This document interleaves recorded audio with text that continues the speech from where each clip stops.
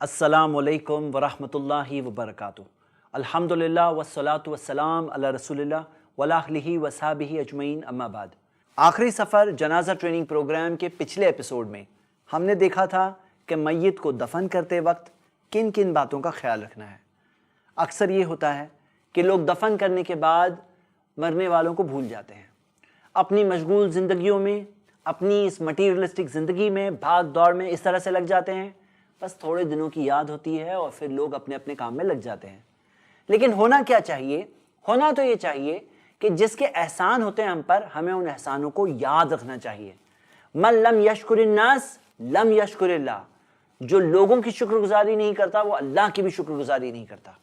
ہونا تو یہ چاہیے، وہ مرنے والوں کے تعلق سے ہمیں یہ سوچنا چاہیے کہ کیسے ہم جو آج زندہ ہیں ان کے کسی کام آ سکتے ہیں، ہم کیسے ان کے لیے کچھ کر سکتے ہیں جن سے ہو سکتا ہے آخرت میں ان کے درجات بلند ہو سکتا ہے ان کی پکڑ میں ان کے ساتھ آسانی کی جائے۔ تو میرے بھائی اور میری بہنیں، اس ایپیسوڈ میں ہم خصوصی طور پر ساری وہ باتیں کرنے والے ہیں جو مرنے کے بعد جن باتوں کا ہمیں خیال رکھنا چاہیے اور جن باتوں کے تعلق سے ہمیں کچھ کوشش کرنی چاہیے۔ سب سے پہلی اور سب سے بڑی چیز، ہمیں دعا کرنا چاہیے، اللہ تعالیٰ سے خصوصی دعا کرنا چاہیے، جیسے اللہ تعالیٰ نے ہمیں دعائیں سکھائی قرآن میں، ماں باپ کے لیے دعائیں سکھائی، رب ارحمہما کما ربیانی صغیرا، اے اللہ ان پر رحم کر جس طرح انہوں نے مجھے بڑا کیا جب میں چھوٹا تھا۔ اسی طرح اللہ نے ہمیں سورہ حشر میں سکھایا کہ ربنا اغفر لنا ولی الذین سبقونا بالایمان، اے اللہ ہمیں معاف کر اور ہم سے پہلے والوں کو معاف کر جو ایمان میں ہم سے پہلے سبقت کر گئے، ہم سے پہلے گزر گئے۔ تو ہمیں ان کے لیے دعائیں کرنا چاہیے، خصوصی طور پر قبولیت کے وقتوں پر، جیسے رات کی آخری ایک تہائی میں، اذان اور اقامت کے درمیان، سفر کے دوران، بارش کے دوران، یہ سارے وقتوں پر ہمیں اللہ تعالیٰ سے خصوصی دعا کرنا چاہیے۔ اور بھی سارے وقتوں پہ ہم دعا کر سکتے ہیں، قبلہ رخ ہو کر ضد کے ساتھ، یقین کے ساتھ اللہ تعالیٰ سے مانگے، اور یقیناً اللہ نے کہا ادعونی استجب لکم، مجھ سے دعا کرو میں تمہاری دعا کا جواب دوں گا۔ اور صحیح مسلم کی حدیث میں کتاب الوصیہ میں آتا ہے، پیارے نبی محمد صلی اللہ علیہ وسلم نے فرمایا اذا مات الانسان، جب ایک انسان مر جاتا ہے، انقطع عنہ عملہ، اس کی سب نیکیاں رک جاتی ہیں، الا من ثلاث، تین نیکیوں کو چھوڑ کر، الا من صدقۃ جاریہ، ایسا صدقہ جس سے بعد میں بھی ان کو نفع ملتا رہے، او علم ينتفع به، یا ایسا علم جس سے ان کو کچھ فائدہ ہو، او ولد صالح یدعو لہ، یا نیک اولاد جو ان کے لیے دعا کرے۔ دوسری چیز ہمیں یہ کرنا چاہیے کہ جو مرنے والے ہیں ان کے جو خاندان والے ہیں، ان کے جو بیوی بچے ہیں، ان کے رشتہ دار ہیں، ان کے ساتھ تعزیت کرنا۔ یاد رکھیے اللہ کے رسول صلی اللہ علیہ وسلم نے فرمایا من عزا اخاہ المؤمن من مصیبت کساہ اللہ حلۃ خضراء، جو اپنے مومن بھائی کو اس کی مصیبت کے وقت میں تسلی دے، اسے اللہ سبز ہرے کپڑے پہنائے گا قیامت کے دن، جسے دیکھ کر لوگ رشک کریں گے۔ تعزیت کے اندر کیا الفاظ بولنا چاہیے؟ کئی بار لوگ یہ تسلی دینا تو چاہتے ہیں لیکن کہیں کیا وہ نہیں پتا ہوتا ہے۔ تو سب سے بہترین مثال محمد صلی اللہ علیہ وسلم کی مثال، صحیح بخاری صحیح مسلم کی حدیث ہے، اللہ کے رسول صلی اللہ علیہ وسلم نے جو صحابہ کو تسلی دی کسی کی موت کے وقت پر، ہم وہ الفاظ سے سیکھتے ہیں۔ نبی صلی اللہ علیہ وسلم نے فرمایا اِنَّ لِلَّهِ مَا خَذَا، اللہ ہی کا ہے جو اللہ نے لے لیا، وَإِنَّ لِلَّهِ مَا آتَا، اور جو اللہ نے دیا تھا وہ بھی اللہ ہی کا تھا، وَكُلٌّ عِنْدَهُ بِأَجَلٍ، اور ہر چیز کا ایک وقت طے ہوتا ہے اللہ کے پاس، فَلْتَصْبِرْ وَلْتَحْتَسِبْ، تو آپ صبر کرو اور احتساب کرو، ثواب کی امید کرو۔ اب ہم دیکھتے ہیں کہ میت کی جانب سے ہم کیا کیا چیزیں کر سکتے ہیں جس سے انہیں حقیقت میں فائدہ ہو مرنے کے بعد بھی۔ سب سے پہلی چیز جو ہم کر سکتے ہیں وہ ہے دعا، وہ ہم دیکھ چکے ہیں۔ دوسری چیز جو ہم کر سکتے ہیں اور وہ ہے میت کی طرف سے صدقہ۔ سعد بن عبادہ رضی اللہ عنہ کی والدہ کا انتقال ہوا تھا، انہوں نے آ کر نبی صلی اللہ علیہ وسلم سے سوال پوچھا یا رسول اللہ ان امی توفیت وانا غائب، اللہ کے رسول صلی اللہ علیہ وسلم میری والدہ کا انتقال ہوا اور میں اس وقت پر موجود نہیں تھا، فہل ينفعها ان تصدقت عنها بشیء، تو کیا اسے فائدہ ہوگا ان تصدقت عنها بشیء کہ میں اس کی طرف سے کوئی بھی چیز صدقے میں دوں؟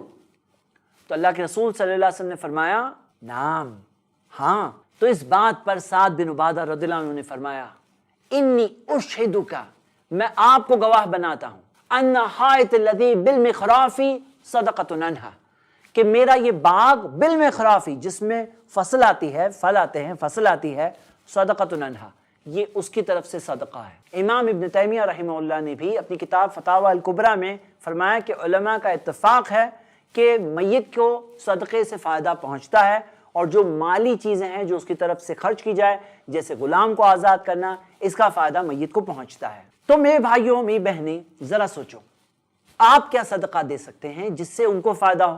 کیا مثال کے طور پر آپ کوئی کتاب چھاپ سکتے ہو دینی، چھاپ کر کے تقسیم کر دو؟ کچھ نہیں، ایک پیمفلٹ چھاپ کر کے تقسیم کر دو، کوئی کتابچہ چھاپ کر کے تقسیم کرو۔ قرآن کے مصحف خصوصی طور پہ قرآن ترجمے کے ساتھ کیا آپ لوگوں تک پہنچا سکتے ہو تاکہ لوگ پڑھیں، علم حاصل کریں، دین سیکھیں؟ کیا قرآن کا مصحف جو لوگ بچے تلاوت کریں یا بڑے تلاوت کریں وہ پہنچا سکتے ہو؟ کیا آپ کوئی لائبریری قائم کر سکتے ہو؟ یا اگر آپ کے پاس اور بجٹ ہو تو کیا آپ کسی کی طرف سے ایک مسجد بنا سکتے ہو، ایک مدرسہ بنا سکتے ہو، اسلامک اسکول بنا سکتے ہو؟ مسجد میں کچھ نہیں تو 1 اسکوائر فٹ کی جگہ دے سکتے ہو، کوئی بھی وقف کا کام کر سکتے ہو جو وقف ہو، جو ان کے لیے ہو۔ اکثر دیکھا جاتا ہے جب میت کا انتقال ہو تو وارثین وراثت لے کر آپس میں تقسیم کرنے میں لگ جاتے ہیں، کیوں نہ وہ سب مل کر اتفاق کے ساتھ جن کا انتقال ہوا ان کے لیے صدقے کے طور پہ کوئی چیز نکالے، کہ جس کی امید ہم کرتے ہیں اللہ سے کہ اس کا ثواب انہیں ملتا رہے کنٹینیوسلی، کوئی وقف ہو ان کے لیے جو انہیں صدقہ جاریہ کے طور پر ملتا رہے۔ تو یہ ساری شکلیں ہیں، یہ سب چیزیں ہو سکتی ہے۔ کیا ایسا کر سکتے ہیں کہ کسی غریب کو کھانا کھلا سکتے ہیں، یا کوئی چیز ان کو فائدہ پہنچانے کی نیت سے کوئی جانور صدقے کے طور پہ دے سکتے ہیں؟ قربانی تو صرف اللہ کے لیے، لیکن ان کے لیے دے سکتے ہیں صدقے میں۔ تو یہ ساری شکلیں ہیں، یہ تو چند چیزیں میں نے بتائی، بہت چیزیں آپ خود سوچ سکتے ہیں، بہت کچھ ہو سکتا ہے، لیکن اگر ہم کریں گے تو یہ ایک چیز ہے جس سے ان کو انشاءاللہ بعد میں ثواب اور اجر مل سکتا ہے، اور ایسا بھی کام ہو سکتا ہے جس میں مسلسل ملتا رہے۔ ایک اور کام جو کر سکتے ہیں وہ ہے حج بدل، یا اسی سے دلیل لیتے ہوئے عمرہ بدل کی بھی دلیل علماء کہتے ہیں۔ صحیح بخاری اور صحیح مسلم میں ایک حدیث ہے کہ ایک عورت نبی صلی اللہ علیہ وسلم کے پاس آئی اور کہا ان امی نذرت ان تحج، میری والدہ نے یہ منت کی تھی کہ وہ حج کرے گی، فماتت قبل ان تحج، لیکن اس کا انتقال حج کرنے سے پہلے ہو گیا، افاحج عنہا، کیا میں اس کی طرف سے حج کر سکتی ہوں؟ تو اللہ کے رسول صلی اللہ علیہ وسلم نے فرمایا نعم حجی عنہا، ہاں اپنی والدہ کی طرف سے حج کرو۔ اور آیتکی، کیا تم یہ نہیں دیکھتی ان علی والدکی لو کان علی امکی دین اکنتی قاضیتہ، اگر تمہاری والدہ کے اوپر کوئی قرض باقی ہوتا تو کیا تم وہ قرض ادا کرتی؟ اس نے کہا قالت نعم، ہاں میں ادا کرتی۔ تو نبی صلی اللہ علیہ وسلم نے فرمایا اقضوا اللہ الذی لہ فإن اللہ احق بالوفاء، اللہ کا جو قرضہ باقی وہ ادا کرو، کیونکہ اللہ سب سے زیادہ حقدار ہے کہ اللہ کا قرضہ ادا کیا جائے۔ اسی حدیث سے ہم یہ بھی سیکھتے ہیں کہ کوئی بھی منت ہو جو باقی ہو، کئی بار ایسا ہوتا ہے لوگ کچھ ایک منت کرتے ہیں کہ میرا یہ کام ہو گیا نا تو میں اتنا صدقہ کروں گا، میں حج کروں گا، میں 1 مہینے کے روزے رکھوں گا۔ تو جو منت باقی رہ جائے وہ منت وارثین کو پورا کرنا چاہیے۔ یہ ایک قرضہ ہے جو اللہ کا قرضہ ہے جو ہمیں ادا کرنا چاہیے۔ اس میں کبھی ایسا بھی ہوتا ہے کہ مرنے والے کا انتقال ہوا اور کچھ فرض روزے ان کے باقی تھے، وہ فرض روزے کا کیا کریں؟ علماء یہ کہتے ہیں کہ روزوں میں جو رمضان کے روزے ہیں اس میں کیونکہ گنجائش ہے کہ رمضان کے روزوں میں جو لوگ روزہ نہیں رکھ سکتے ہیں ان کی طرف سے فدیہ دیا جائے، 1 دن کے بدلے میں 1 غریب کو کھانا کھلایا جائے اس برابر جو ہم کھانا کھاتے ہیں، اور اگر 2 ہوا تو اور بہتر ہے، تو بدلے میں کھانا کھلایا جائے۔ تو مان لیجئے آپ دیکھیے کہ رمضان کے کچھ روزے باقی تھے تو وہ روزوں کو ادا کریں، یہ اللہ کا قرضہ ہے۔ اور جب قرضوں کی بات ہو رہی ہے تو میں نے آپ کو پہلے بھی بتایا ہے کہ قرضوں کا معاملہ اتنا سنگین اور سیریس ہے کہ جو قرضے باقی ہوتے ہیں وہ قرضوں کے وجہ سے نفس المومن معلقۃ بدین حتی یقضی عنہ، مومن کا معاملہ لٹکا رہتا ہے یہاں تک کہ اس کا قرضہ ادا نہ ہو۔ تو قرضہ اگر ادا نہیں ہے تو وہ قرضہ ادا کرنے کی کوشش کرنی چاہیے، اور یہ ایک بہت بہترین اور اہم اور پیاری اور بہت ضروری چیز ہے جو ہم سب کریں۔ کئی بار یہ ہوتا ہے نا کہ لوگ شو والی چیزوں میں لگ جاتے ہیں، جو دکھاوے والی چیزیں ہیں، جس کے اندر لوگ کہتے ہیں ارے ہاں یہ لوگ کیا کر رہے ہیں، بچے بہت کچھ کر رہے ہیں ماں باپ کے لیے، لیکن کرنے والی چیز نہیں کرتے ہیں۔ جو کرنے والی چیز ہے کہ جس کے اندر صدقہ کرو، جس کے اندر کوئی قرضہ باقی ہے تو ادا کرو، کوئی منت باقی ہے تو پورا کرو، حج بدل یا عمرہ بدل کرو۔ تو جو ثابت شدہ چیزیں ہیں اس کی طرف دھیان لگانا چاہیے۔ کئی بار یہ ساری دکھاوے کے چکر میں نا لوگوں سے اصل چیزیں چھوٹ جاتی ہیں، اور یہ الگ بات ہے کہ اگر وہ چیز قرآن و حدیث سے نہیں ثابت ہے جس کے پیچھے لوگ پڑے ہیں تو وہ اس کی سزا الگ ہوگی، اور وہ چیز سے فائدہ نہیں ہوگا میت کو۔ ایک اور بہت اہم چیز ہے جو آپ کر سکتے ہیں مرنے والے کے لیے، کبھی زندگی میں ایسا آپ کے ساتھ ہوا ہے کہ جن کا انتقال ہوا انہوں نے آپ کے ساتھ کچھ برا کیا، آپ کو تکلیف پہنچائی، آپ کا کوئی حق لے لیا، آپ کے پاس سے کوئی چیز لے لی اور ادا نہیں کی، تو آپ ابھی بہترین چیز کر سکتے ہیں، انہیں معاف کر دیجیے۔ یہ بہترین چیز ہے، انہیں دل سے معاف کریں، ان کے لیے اللہ تعالیٰ سے دل سے دعا کریں، اس میں ذرا بھی یہ نہ سوچیں کہ میں یہ وصولوں گا بعد میں، کیونکہ اللہ تعالیٰ خزانوں کا مالک ہے۔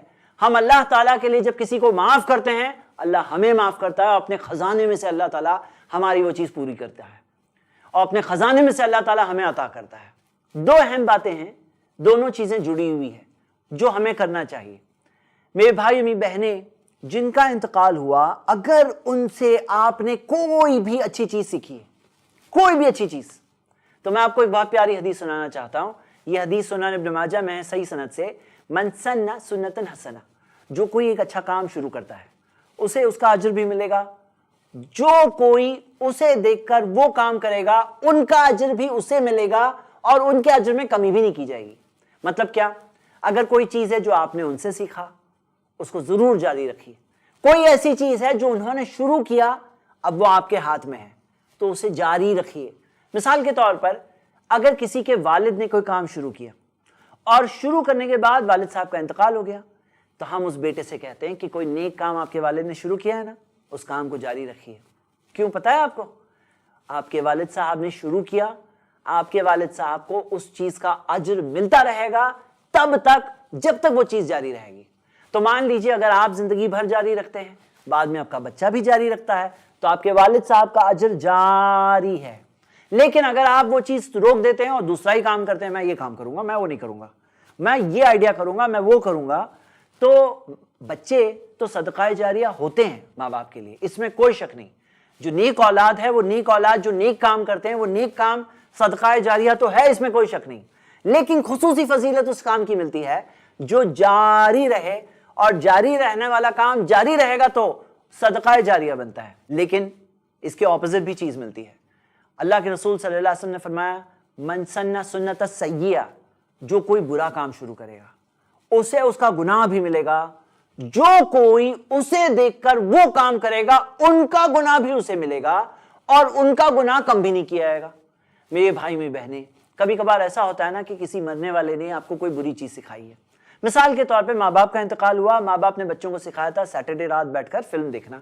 اب رات میں بیٹھ کر فلم دیکھتے تھے اور پھر ماں باپ کا انتقال ہو گیا، تو وہ ماں باپ کو خود کی دیکھی ہوئی فلموں کا گناہ تو ملے گا، لیکن ان کے مرنے کے بعد ان کے بچے جو جو فلمیں دیکھ رہے ہیں، اور جب تک وہ دیکھ رہے ہیں اور جب تک وہ سسٹم جاری رہتا ہے، جب تک وہ گناہ کا کام جاری رہتا ہے، وہ گناہ کی سزا بھی انہیں ملتی ہے اور وہ ان کے کھاتے میں ایڈ ہوتے جاتی ہے، گناہ جاری ہے۔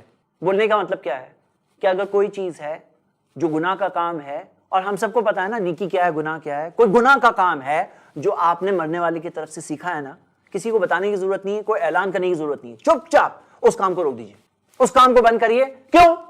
کیونکہ یہاں پر ان کا وہ گناہ جو گناہ جاریہ ہے، جس کا کھاتا آن ہے، جس کا میٹر ڈاؤن ہے، جو گناہ مل رہا ہے انہیں حالت برزخ میں، جو حالت برزخ میں ان کے لیے گناہ ہے، وہ بوجھ ہے، اور یہ چیز جو ان کے سامنے آ رہی ہے، آج وہ چیز رک جائے گی نا۔ دیکھیے ہمیں روک دینا چاہیے، کوئی چیز ہے نا تو ہماری ایمانداری اللہ کی طرف ہے، اور اللہ ہی ہے جس کے پاس وہ لوٹے ہیں، اللہ کے پاس سے ہم آئے ہیں، اللہ کے پاس واپس جائیں گے، تو ہمیں وہ چیز کو روک دینا چاہیے۔ تو بیٹھ کے سوچو، کوئی غلط چیز آپ نے سیکھی ہے تو توبہ کرو اللہ سے، معافی مانگو اللہ سے، اور روک دو اس چیز کو۔ اللہ کے لیے رحم کرو اپنے اوپر اور مرنے والے پر، اور ایسے کام مت کرو، جاری مت رکھو اس گناہ کو، اس میں ہٹ دھرمی مت کرو، اس میں دل کو کے اندر وہ لگاؤ کو دور کرو۔ بھئی دل میں جب غم ہوتا ہے نا، آدمی وہ غم کو صحیح ڈائریکشن میں لگا دے نا، تو کتنے سارے زندگی میں سدھار آ سکتا ہے۔ ایک اور چیز ہم کر سکتے ہیں کہ جن کا انتقال ہوا، ان کے رشتہ دار ہیں، ان کے دوست ہیں، ان کے ملنے والے ہیں، ان کے ساتھ حسن سلوک رکھنا، ان کے ساتھ تعلقات رکھنا، ان کے ساتھ ملنا، خیر خواہی کرنا، یہ بھی ایک چیز ہے جو ہمیں قرآن و حدیث میں سکھایا گیا ہے، اور جو چیز پر ہمیں عمل کرنا چاہیے۔ کچھ لوگ ہوتے ہیں انہیں چرچا کرنے کی عادت ہوتی ہے، بس بولنے اچھا لگتا ہے، اور کوئی نہ کوئی چیز لے کر کوئی تکلیف والی بات بولتے ہیں مرنے والے کے بارے میں، جن کا انتقال ہو گیا۔ اس میں اپنے آپ کو کنٹرول کرنا چاہیے، شیطان کی طرف سے۔ نبی صلی اللہ علیہ وسلم نے فرمایا، صحیح بخاری میں حدیث ہے، لا تسبوا الاموات، مرنے والوں کو گالیاں مت دو، برا بھلا مت بولو، کیونکہ جو وہ کرتے تھے اس کے نتیجے پر پہنچ چکے۔ اور ایک اور حدیث میں آتا ہے لا تسبوا الاموات، مرنے والوں کو گالیاں مت دو، فتؤذوا الاحیاء، زندہ لوگوں کو تم تکلیف دو گے اس طرح سے۔ اگلی چیز جو ہم سب کو کرنا چاہیے وہ یہ ہے کہ قبرستان کی زیارت کرنا۔ اللہ کے رسول محمد صلی اللہ علیہ وسلم نے فرمایا قد کنت نہیتکم عن زیارت القبور، میں تمہیں قبروں کی زیارت سے روکا کرتا تھا۔ پھر آگے نبی صلی اللہ علیہ وسلم نے فرمایا فزوروها فإنها تذکر الآخرہ، تو زیارت کرو قبروں کی، کیونکہ قبروں کی زیارت کرنے سے موت کی یاد آتی ہے۔ قبرستان کی زیارت ایک ہے عام طور پر قبرستان میں جانا تاکہ ہمیں اپنی موت کی یاد آئے، لیکن ایک ہوتا ہے کہ خصوصی طور پر کوئی شخص جائے تاکہ کسی کے ابا، کسی کی امی، کسی کے رشتہ دار جو وہاں دفن ہے ان کے لیے دعا کریں۔ جیسے اللہ کے رسول محمد صلی اللہ علیہ وسلم خصوصی طور پر بقی قبرستان میں گئے اور وہاں پہ جا کر جو لوگ وہاں دفن ہیں ان کے لیے انہوں نے دعا کی، اور پھر فرمایا انی امرت ان ادعو لہم، کہ مجھے حکم دیا گیا کہ میں ان کے لیے دعا کروں۔ تو اللہ کے رسول صلی اللہ علیہ وسلم نے بقی والوں کے لیے دعا کی، احد والوں کے لیے دعا کی۔ ہم سب بھی جا سکتے ہیں اپنے رشتہ داروں کے لیے قبرستان میں، اور ہمارے لیے موت کی یاد ہے اور ہم ان کے لیے دعا کر سکتے ہیں، اس میں کوئی حرج نہیں۔ بہت سے لوگ کہتے ہیں دعا تو یہاں سے بھی کر سکتے ہیں، تو ہاں کر سکتے ہیں آپ، کوئی حرج نہیں، آپ یہاں سے بھی دعا کر سکتے ہیں، کہیں سے بھی کر سکتے ہیں، لیکن اس بات میں کوئی شک نہیں کہ جب کوئی شخص قبرستان میں جائے گا تو وہاں کے جو حالات ہیں قبر کو دیکھ کر وہاں پہ جو ایمان بڑھتا ہے، اور وہاں پہ جب کسی رشتہ دار کی قبر پر کوئی جاتا ہے تو ایک احساس دل میں آتا ہے، اور پھر وہ اللہ تعالیٰ سے دعا کرے تو وہ دعا کرنے میں کوئی حرج نہیں ہے۔ اللہ کے رسول صلی اللہ علیہ وسلم کو دیکھا گیا کہ نبی صلی اللہ علیہ وسلم نے ہاتھ اٹھا کر کے بھی اللہ سے دعا کی، تو ہاتھ اٹھا کر کے بھی ہم اللہ سے دعا کر سکتے ہیں۔ ہاں ہمارا رخ قبلے کی طرف ہوگا، کیونکہ قبلہ رخ ہو کر جو دعا کی جاتی ہے وہ مستحب ہوتی ہے، اس کی قبولیت کے اور امکانات ہوتے ہیں۔ اس بارے میں ایک سوال آتا ہے کہ کیا عورتیں قبرستان میں جا سکتی ہیں؟ اور بہت سے لوگوں میں کئی چیزیں مشہور ہیں۔ کچھ لوگ یہ کہتے ہیں کہ عورتیں جب قبرستان میں جاتی ہیں تو قبر والوں کو، نعوذ باللہ ایسی بات لوگ کہتے ہیں کہ بنا لباس کے دکھائی دیتی ہے، اعوذ باللہ، اللہ مستعان۔ ایسی کوئی بات قرآن حدیث میں نہیں ملتی۔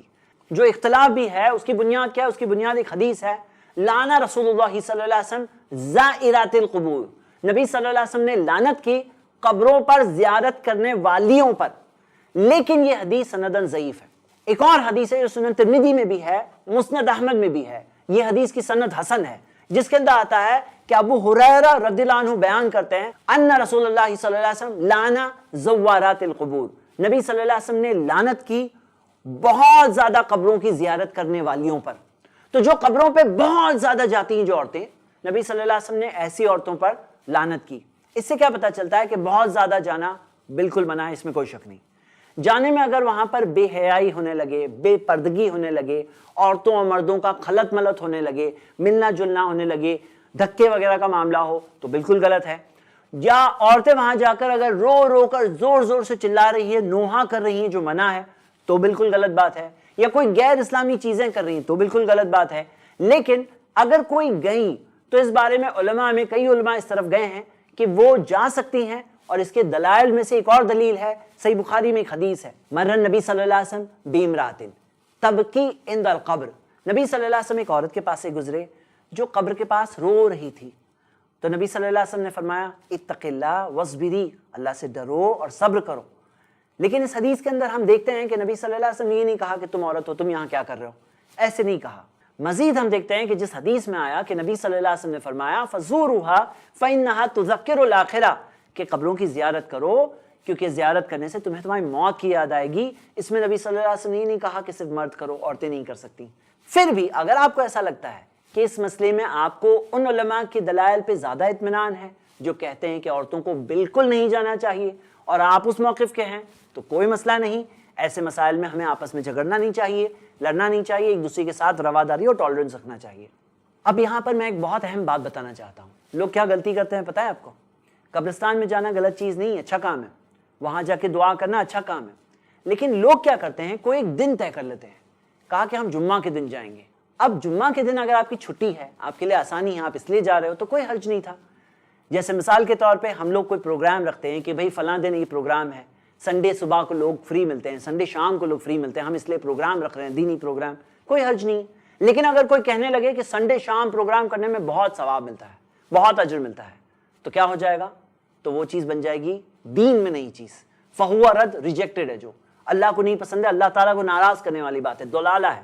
میرے بھائیوں میری بہنیں، کتنا افسوس ہوتا ہے ہمیں اس بات پر کہ لوگ ایسی چھوٹی سی چیز نہیں سمجھ پاتے ہیں، اسی وجہ سے اپنی کتنی نیکیوں کو برباد کر دیتے ہیں.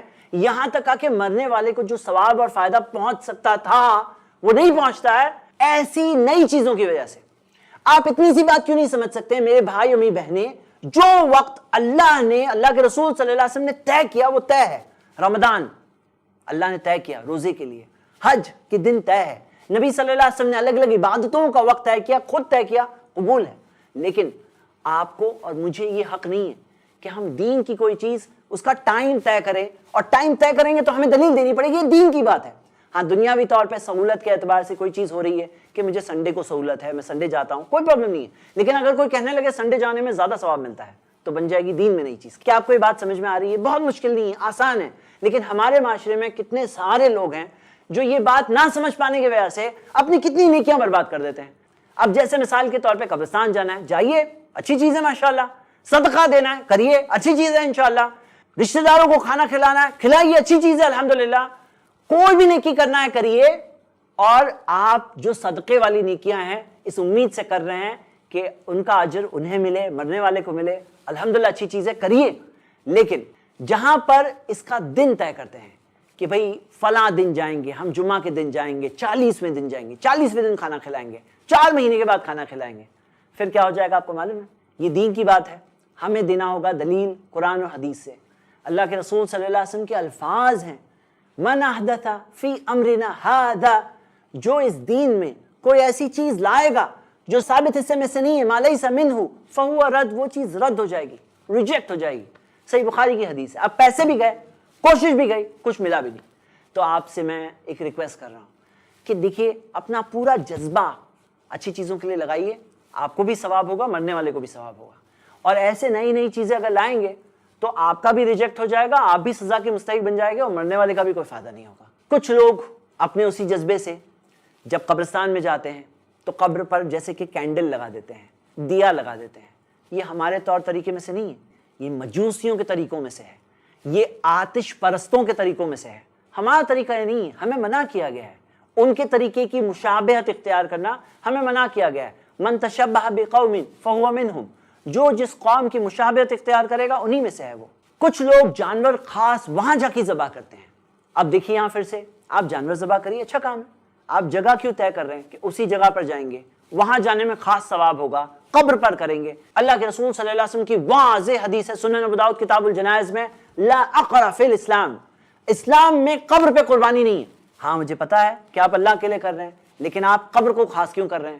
میں نے آپ کو بتایا نا، کوئی بھی عمل ہے، اچھا عمل ہے، لیکن اس کی تعداد، اس کا وقت، اس کی جگہ، اس کو کرنے کا مٹیریل، اس کو کرنے کا کوئی خصوصی طریقہ، اسے کرنے کی کوئی خصوصی وجہ اور سبب، اور اسے کرنے کی کوئی خصوصی ترتیب، یہ 7 چیزیں اگر ہم طے کر دیتے ہیں جو قرآن حدیث میں نہیں ہے تو پھر وہ چیز نئی بن جاتی ہے، وہ دین کے اندر ایک نئی چیز شامل کرنے کا کام ہو جاتا ہے. فہو رد، جو ریجیکٹڈ ہے اور جو ہمیں نہیں کرنا چاہیے. کچھ لوگ خصوصی طور پر وہاں جا کے قرآن پڑھتے ہیں، قرآن کی بعض صورتیں پڑھتے ہیں. میرے بھائی اور میری بہنیں، قرآن پڑھنا تو اچھا کام ہے، ہم کر سکتے ہیں، لیکن ہم اگر اس جگہ کو طے کر رہے ہیں اور اس جگہ پر خاص جا کے پڑھنے کی فضیلت سمجھ رہے ہیں تو پھر ہمیں دلیل دینی پڑے گی. تو قرآن ہم پڑھ سکتے ہیں، ہدایت کی کتاب ہے، اللہ تعالیٰ سے ہم ہدایت طلب کرتے ہیں. جہاں تک یہ سوال ہے کہ قبرستان میں پڑھنا، اللہ کے رسول صلی اللہ علیہ وسلم نے فرمایا اپنے گھروں کو قبرستان مت بناؤ، اس میں سورہ بقرہ پڑھو. صحیح بخاری کی حدیث ہے. یعنی کہ سورہ بقرہ جب ہم پڑھیں گے تو وہ ہمارا گھر قبرستان کی طرح نہیں ہوگا، یعنی کہ قبرستان میں نہیں پڑھا جاتا ہے. تو ہم دیکھتے ہیں کہ عبادت کے لیے کوئی خاص جگہ طے کرنے کے لیے دلیل چاہیے. کچھ لوگ گھر پر ہی بعض صورتیں پڑھتے ہیں اور بخشتے ہیں. کچھ لوگ مرنے والے کی طرف سے نماز پڑھتے ہیں.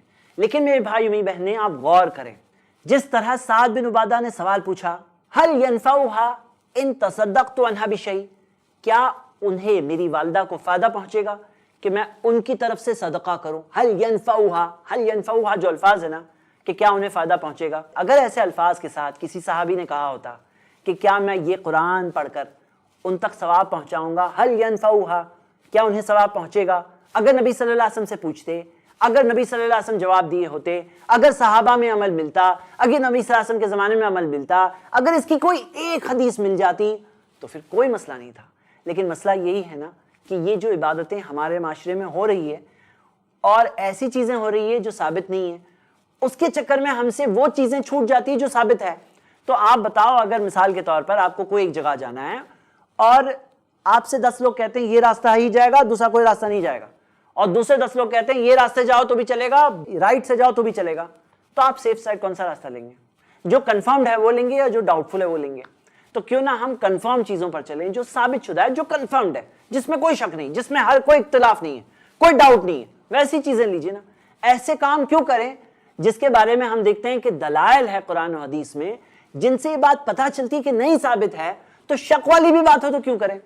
اس میں کچھ لوگ کچھ اور چیزیں کرنے لگتے ہیں۔ کچھ لوگ ایک نیم پلیٹ اچھی سی لگاتے ہیں قبر پر، ماربل کی بنی ہوئی، اچھی طرح سے بنائی ہوئی نیم پلیٹ۔ کچھ لوگ اس میں کچھ اشعار بھی لکھ دیتے ہیں، کچھ تاریخ، نام وغیرہ وہ سب بھی لکھ دیتے ہیں، کچھ تعریفیں بھی لکھ دیتے ہیں۔ لیکن ابو داؤد کتاب الجنائز میں حدیث صحیح سند سے ہے، یہ نبی صلی اللہ علیہ وسلم کے حکم کے بالکل خلاف ہے۔ نبی صلی اللہ علیہ وسلم منع کیا، نہا نبی صلی اللہ علیہ وسلم ان یجسس القبر، کہ قبر کو پکا مت بناؤ، پکا بنانا بھی منع ہے۔ وَإِن يُقَعَدَ عَلَيْهِ، اس پر بیٹھو بھی مت۔ وَإِن يُبْنَى عَلَيْهِ، اس پر کوئی عمارت بھی مت بناؤ۔ او يُزَادَ عَلَيْهِ، اسے بڑا بھی مت بناؤ۔ او يُكْتَبَ عَلَيْهِ، اس پر لکھو بھی مت۔ لکھنے منع کیا نا نبی صلی اللہ علیہ وسلم نے، نہیں لکھنے کہا، مت لکھو کہا اللہ کے رسول صلی اللہ علیہ وسلم نے۔ تو یہ لکھنا یہ سنت کے خلاف ہے، یہ چیز سے ہمیں بچنا چاہیے۔ یہ الٹا دوسرے کلچر سے، دوسرے دھرموں سے آئی ہوئی چیز ہے۔ اسلام میں یہ چیز تو منع ہے، یکتبہ علیہ، یکتبہ یعنی لکھنا، اس پہ نہ لکھا جائے۔ تو لکھنے میں اس کے پاس نیم پلیٹ لگانا، اس کے اوپر کچھ لگانا، یہ اللہ کے رسول صلی اللہ علیہ وسلم نے منع کیا۔ کچھ لوگ وہاں پر پھول چڑھاتے ہیں، کچھ لوگ وہاں پر پھولوں کے گول قسم کے گلدستے، ورت جسے کہتے ہیں، ویسے گول قسم کے چڑھاتے ہیں۔ یہ بھی ہمارے کلچر میں سے نہیں ہے، اسلامک سسٹم میں سے نہیں ہے۔ کچھ لوگ وہاں جا کر 40 دن تک بیٹھتے ہیں اور یہ کہتے ہیں کہ ہم ان کا ساتھ دے رہے ہیں، رہتے ہیں وہاں پر قبرستان میں، ساتھ دے رہے ہیں۔ یہ بھی ہمیں نبی صلی اللہ علیہ وسلم، صحابہ اکرام سے نہیں ملتا۔ کچھ لوگ دفن کرنے کے اگلی صبح جاتے ہیں، کہتے ہیں وہ اکیلے ہوں گے، ہم جا رہے ہیں۔